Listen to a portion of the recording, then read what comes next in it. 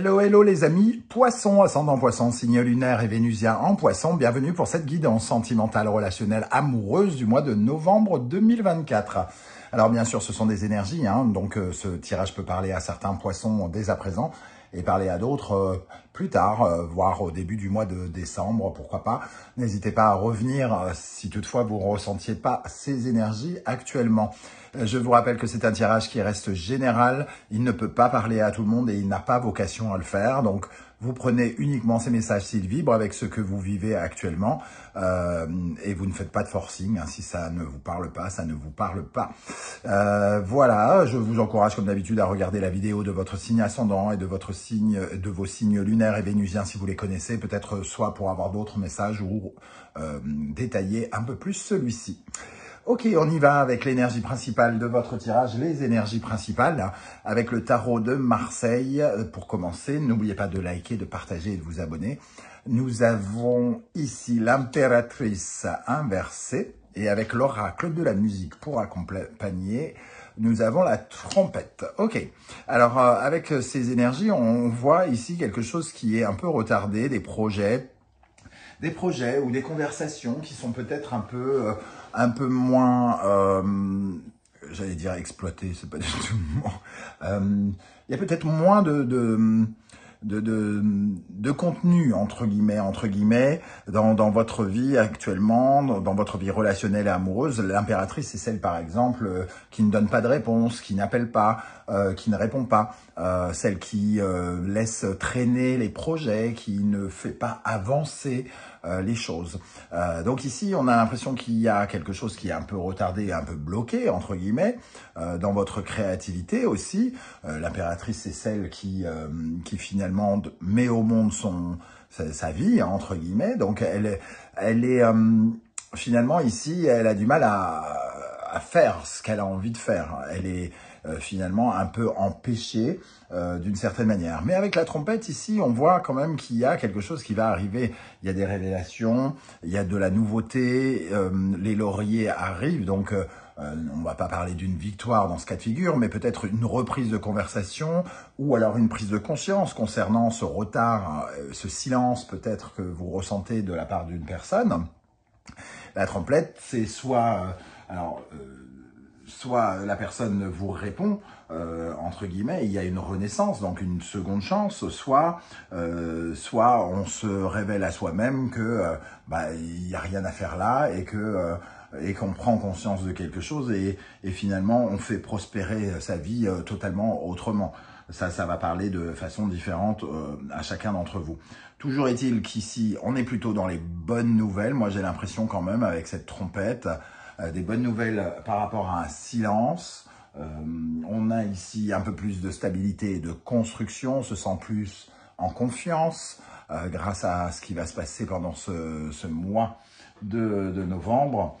Et ici, on va pouvoir redémarrer quelque chose parce que le rock and roll, ça nous parle d'un engouement, de s'enflammer pour quelque chose ou pour quelqu'un. Donc une énergie de feu qui renaît ou qui se représente. Alors peut-être que certains d'entre vous, avec la guitare juste derrière, se libèrent d'une certaine forme de colère parce que ici il y avait du silence ou quelque chose comme ça. On apprend peut-être des nouvelles choses aussi à propos de la personne. On apprend peut-être les circonstances de son silence aussi, ou quelque chose qui va dans ce sens. Ok, on va bien sûr regarder d'autres énergies. Toujours est-il ici que l'impératrice représentait une certaine forme de stérilité. Pendant ces temps-ci, il n'y avait pas grand-chose qui se mettait en place, peut-être un manque de séduction, un manque de conversation dans certains couples. Et ici, j'ai l'impression qu'on va parler cash ou qu'on va prendre conscience de choses, qu'on va enfin se révéler, faire des révélations par rapport à tout ça. Pour les poissons, ascendant poisson, signe lunaire et vénusien en poisson, dans le domaine sentimental, relationnel, amoureux pour novembre. Je vous rappelle d'ailleurs que si vous souhaitez des renseignements pour les tirages personnalisés, vous trouverez mon adresse email dans la barre d'infos et vous trouverez également les liens des différentes guidances que je vous propose chaque mois. Je viens de poster les messages que vos guides cherchent à vous transmettre, mais vous trouverez également la guidance générale de novembre et la bonne surprise de novembre. Alors, pour accompagner cette impératrice inversée et la trompette, qu'est-ce qu'on a pour les poissons ici? Qu'est-ce qu'on a dans la vie sentimentale, relationnelle, amoureuse? On a le pèlerin. On a le pèlerin, il y a une certaine forme d'intelligence, de maturité.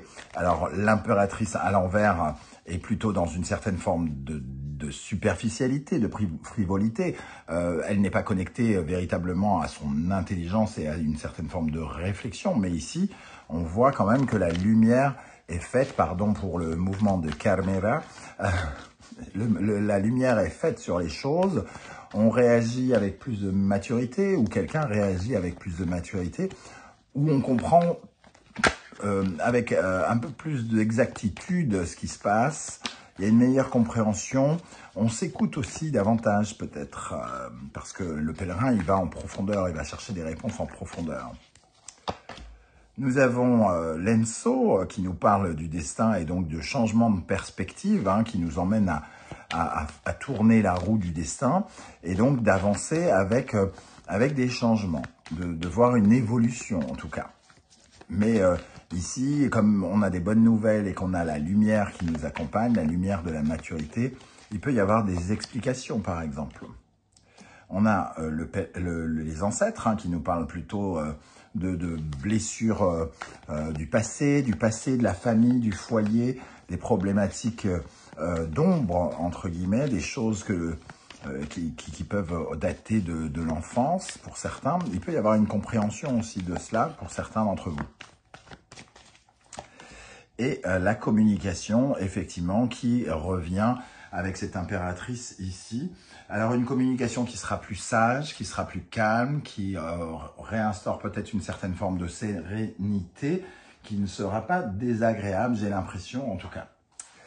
Ok, avec l'oracle de la numérologie karmique, nous allons regarder ce qui ressort, une énergie ici pour parler de votre vie sentimentale ou relationnelle, amoureuse. Nous avons le retour aux sources. Donc, on parlait de quelque chose qui revient, mais c'est aussi vous qui retournez à l'endroit où, alors peut-être l'endroit où est né le blocage, où est née la complication, pour éclairer justement le domaine qui est noué, par exemple. Ici, on vous voit aller puiser dans votre parcours de vie, dans votre sagesse familiale, ici, avec les ancêtres, pour peut-être retrouver, pour sortir d'une certaine forme de blocage. C'est un peu comme si vous retrouviez certains repères ancien, quelque chose qui vous est familier. Ici, le retour aux sources, on retourne vers quelque chose qui nous est familier, on retourne vers peut-être certains souvenirs aussi, d'enfance ou du passé, d'une façon plus générale, justement pour éclairer quelque chose. On trouve des réponses aussi dans son passé avec cette énergie-là. Quelle est l'énergie qui vous favorisera, sur laquelle vous pourrez vous appuyer particulièrement? Qu'est-ce qui sera bon pour votre vie sentimentale, relationnelle, amoureuse en novembre? Le samouraï qui nous parle de votre pouvoir personnel, intérieur. Il est question ici d'énergie. L'énergie de la maîtrise de soi, de se prendre en compte, mais aussi de mettre ses forces au bon endroit et de bien, canaliser son énergie, ses forces. C'est-à-dire que si vous mettez toutes vos forces dans la colère, dans l'impulsivité, dans la rapidité, alors que la situation demande plutôt une certaine forme de calme, de vigilance, de tempérance, eh bien, vous allez user de vos forces pour des résultats inefficaces. Alors que si vous mettez votre courage, votre détermination dans le bon sens et que vous faites parler vos valeurs, une certaine forme de vertu, vous pouvez peut-être trouver des clés justement pour communiquer ou pour pour atteindre l'autre personne avec qui vous souhaitez communiquer, par exemple. Ça peut être aussi une certaine forme d'attente, ce samouraï. Si vous restez sagement dans une bonne énergie, à ne pas être trop pressé d'avoir cette réponse, peut-être que vous attirerez cette réponse bien plus rapidement par la suite. Quelle est l'énergie, au contraire, qui vous freine, vous ralentit, vous nuit, sur laquelle vous pourriez, par exemple, travailler pour améliorer votre vie sentimentale, relationnelle, amoureuse en novembre? Alors, nous avons la calligraphie. La calligraphie, c'est tout ce qui est, entre guillemets, officiel, c'est tout ce qui est acté. Et ici, ce que ça va nous dire, c'est que pour l'instant, vous n'êtes pas dans l'action, vous êtes dans l'attente. Et cette attente, ce sentiment d'incertitude que se crée, le fait de vous dire que c'était trop beau pour être vrai ou ce genre de choses, fait que ici, vous êtes dans quelque chose qui n'est pas véritablement concret. Peut-être que vous êtes trop dans des pensées, à imaginer des choses pendant ce moment d'attente, alors que, vous savez, des fois vous vous dites cette personne ne me rappelle pas, elle ne me rappelle pas, elle ne me rappelle pas, ça veut dire qu'il n'est pas intéressé ou elle n'est pas intéressée, et on ne se dit pas que cette personne a peut-être beaucoup de travail, que cette personne a peut-être perdu son travail ou que cette personne a peut-être perdu un proche, et que si elle ne répond pas, c'est pas vis-à-vis de nous, mais parce que elle a des problématiques elle aussi à régler. Eh bien, c'est un peu ça, être dans l'attente, avec une attente justement qui est peut-être je sais pas comment expliquer. Oui, c'est trop, on attend trop, quoi, entre guillemets. On est trop dans cet espoir de voir une sorte de promesse ne pas devenir un canular ou quelque chose comme ça. On a peur peut-être que ça ne s'officialise pas, que ça devienne quelque chose qui nous a emmené du mauvais côté, qu'on se soit trompé. Et qu'on ait mis de l'énergie peut-être dans quelque chose qui ne se réalisera pas. Sauf que votre attente, elle peut être contrôlée, canalisée avec des énergies qui sont occupées à autre chose, par exemple, plutôt que d'être attentif dans le mauvais sens du terme. On va regarder maintenant pour les poissons qui sont célibataires. Alors, poisson, ascendant poisson, signe lunaire et vénusien en poisson, célibataire. Qu'est-ce qu'on a comme énergie pour vous avec cette impératrice et cette trompette? Bon, j'ai l'impression que ça parle quand même plus du relationnel que de l'amour pour la plupart d'entre vous, sauf peut-être pour certains célibataires qui sont en attente de la réponse de quelqu'un et de voir que peut-être des nouvelles rencontres ici qui ne donnent pas vraiment de suite, par exemple, hein, et on s'en inquiète, par exemple. Alors, qu'est-ce qu'on a pour les poissons célibataires? 5 de coupe. Un sentiment de regret, de reproche, de déception, de deuil à faire émotionnel sur quelque chose. Alors peut-être que vous êtes en train tout simplement de ne plus y croire. De ne plus y croire alors que le valet d'épée a tendance à dire que la communication va revenir, il va y avoir des nouvelles, il va y avoir ici des mots pour certains d'entre vous, et pour d'autres, il va y avoir surtout le retour d'une certaine forme de clairvoyance par rapport à ce qui s'est passé. Si vous avez eu tendance à vous emporter émotionnellement, à aller très vite, à vous investir peut-être trop émotionnellement dans quelque chose, ici, on peut avoir un retour de discernement et se rendre compte de alors soit des erreurs qu'on a faites, si on parle d'erreurs, ou de là où ça a péché, c'est peut-être l'autre aussi qui a commis des erreurs. Hein. Ok, alors maintenant pour les poissons qui sont en couple ou qui ont l'impression de l'être, qu'est-ce qu'on a comme énergie? Le 8 de bâton, donc le 8 de bâton qui nous parle plutôt d'accélération, de rapidité, de quelque chose qui va bouger vite, hein.